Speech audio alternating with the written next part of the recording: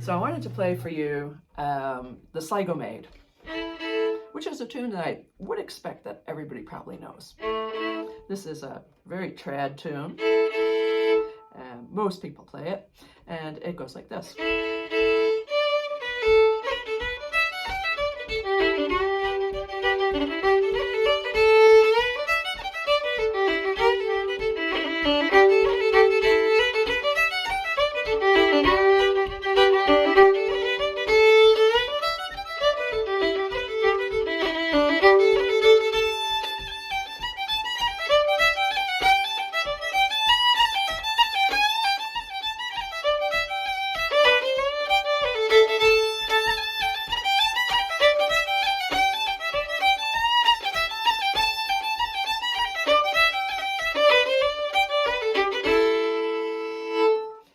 So there it is, up to speed, session speed, and yet if you slow that tune down, I think there's an awful lot there. Now, if I don't really change any notes at all and just play it at a slower speed.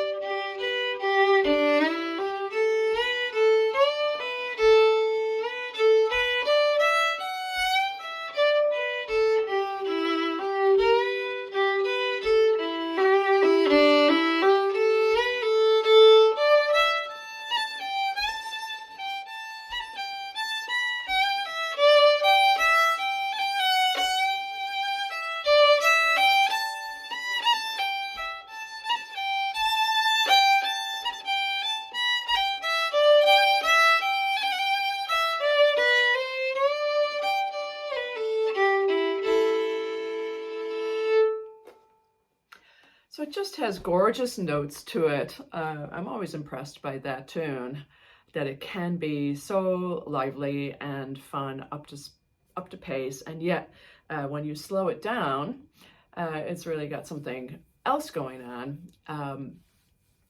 I've been having trouble with a wrist. Maybe some of you know this.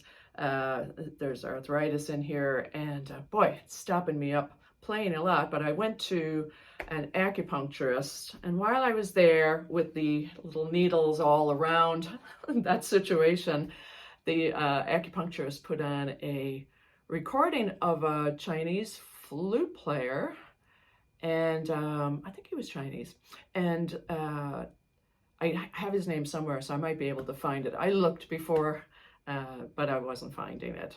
But what an interesting affair was going on there. As I was just laying there with my hand down like that, like I say, with the needles in, this recording was kind of a flute player throwing out a melody and then just letting it sit and waft. So it's as if you just had a wash of sound behind him. And let's say he could throw out, if we take the Sligo Maid as our template.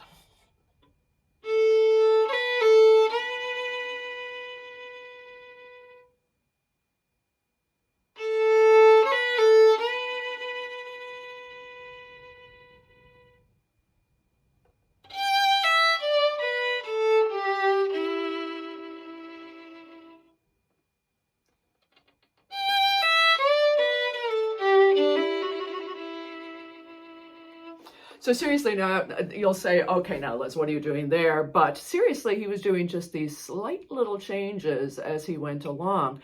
And the space was such that without anybody, of course, telling me what to do, my first thing was that I started singing along with the little phrases that he was throwing out. I think I'm hearing a lot of this in some of the recordings that are coming out these days, where people are just referencing a tune and then other things happen and then it might come back in again. So I think it would be fun for you to just take a tune like that. And I know that when I take a tune like Sligo Maid and just sort through it like that and leave a little bits of spaces, that I can get quite creative and happy with myself, and in some cases grab a variation that might become part of my life going forward. So let me play this tune slowly for you again, and I invite you to do the same.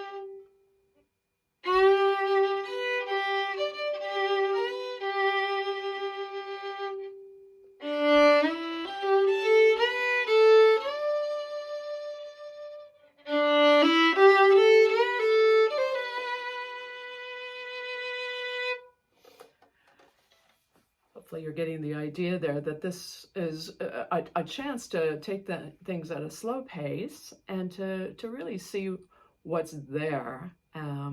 Again, I talked one time about just kind of a free association, which is, not taking those kinds of long pauses, but you can just see what's at the top of your head as you go along. As usual, there'll be some wrong turns on this, but let me also just throw this out there. And again, there's no preconceived idea. I just know the tune well, and I'm just going to give myself permission to be free with it.